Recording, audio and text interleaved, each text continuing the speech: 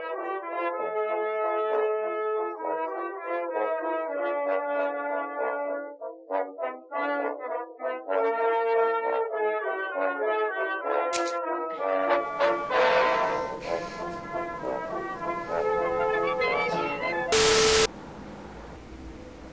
guys, welcome back to the Livluvlang Café, where we discuss language, culture, lifestyle and study tips.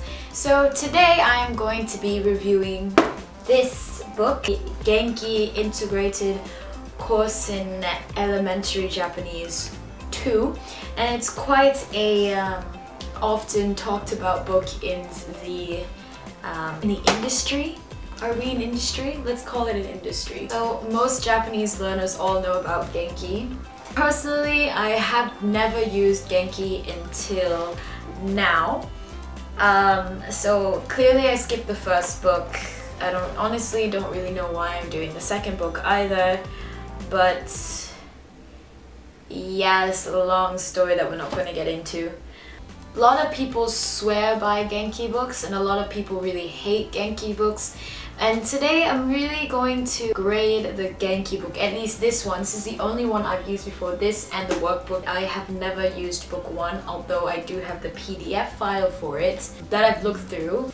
And you should know from the get-go that I don't really believe that you need a textbook to study any language, and that what you really do need is a kind of solid structure to help keep you on schedule, which doesn't necessarily have to be a textbook, but you can definitely find really good options in textbooks that do that. For more information about that, check the blog post in the description box down below, so just check that out and you'll be able to see what's going on.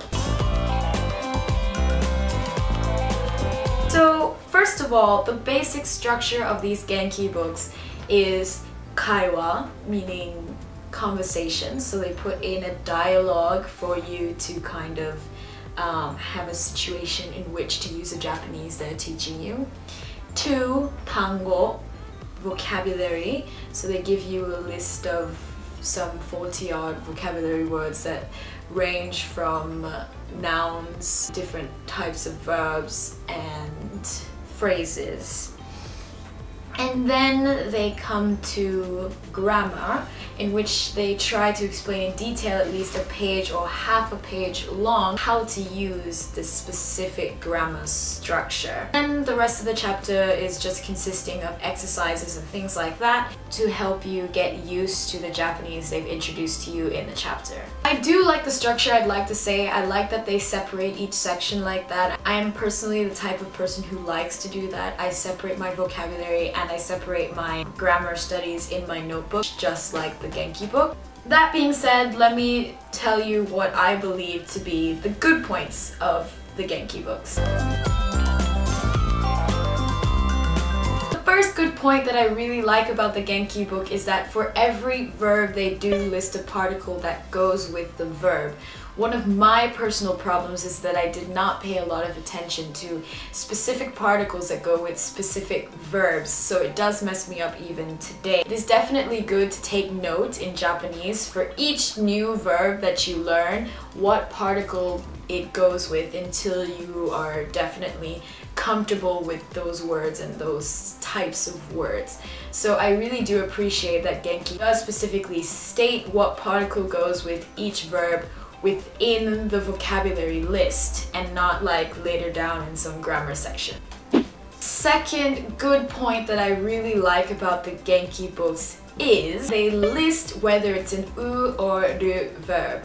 So in Japanese you have 2 different types of verbs, an u verb and a ru verb, and you conjugate these verbs differently depending on which one it is. Now, usually you can know a ru verb because it ends in ru. However, there are quite a few exceptions in Japanese where it ends in ru, but it's actually an u verb. It's really nice that in the vocabulary list there is a distinction where it's listed u verbs and ru verbs so that you know from the get-go which one it is. To my bad points.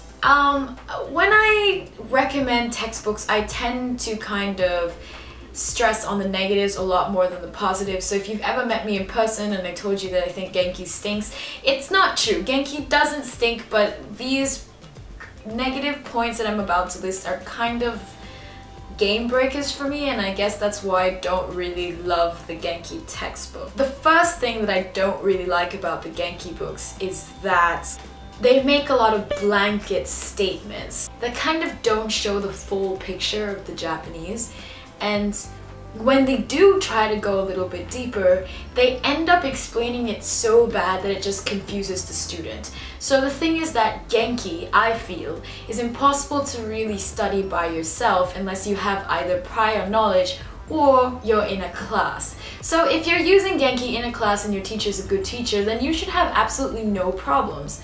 But if you're studying by yourself, it can be a little bit difficult. And my second reason why I don't really like Genki books is because all of their sentences and exercises are regurgitative, and they don't really ask for your own opinion.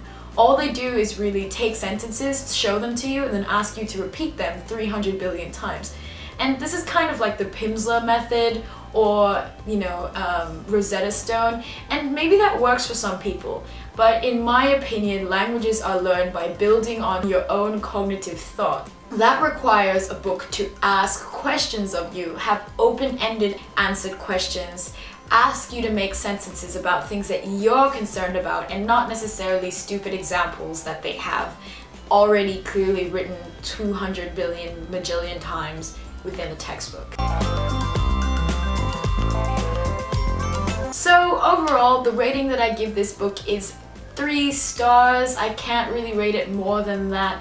It is a good book, it's good for classes, you can use it to study. For vocabulary, it's very good, and I would recommend maybe going online and looking for Genki vocabulary lists and looking at the particles that go along with the words. However, I wouldn't really recommend it for anybody who is using it as their main study source as a stay-at-home learner.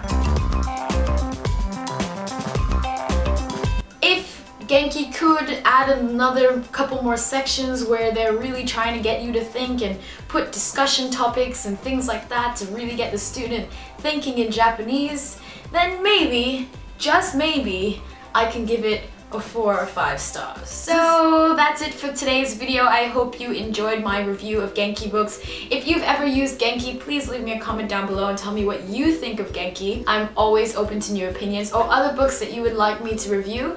Let me know, and I will get back to you guys later. Don't forget to subscribe down below and press the bell for notifications if you're new to the Language Cafe, and hit the like button down there as well if you found this video helpful or you thought that I made some sort of sense at all.